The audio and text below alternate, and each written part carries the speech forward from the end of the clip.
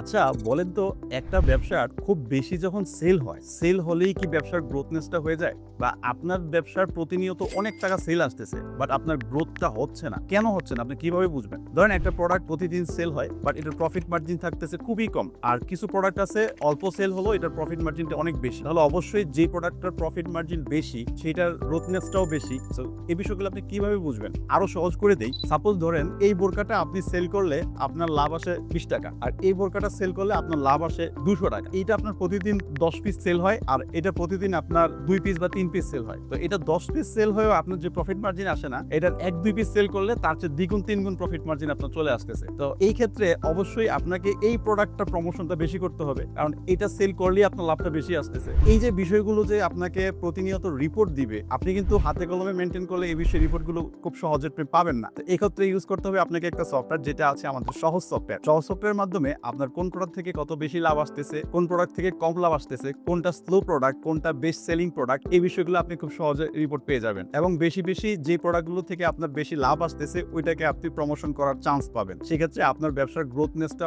অনেক বেড়ে যাবে। তো শুধু সেল হলেই যে ব্যবসার গ্রোথটা বেড়ে যায় তা কিন্তু নয়। আপনাকে অবশ্যই আপনার প্রফিট মার্জিনটাও মেইনটেইন করতে হবে। সো অবশ্যই আপনি এই সবকিছু মেইনটেইন করতে এখনই ব্যবহার করতে পারেন সহজ সফটওয়্যার।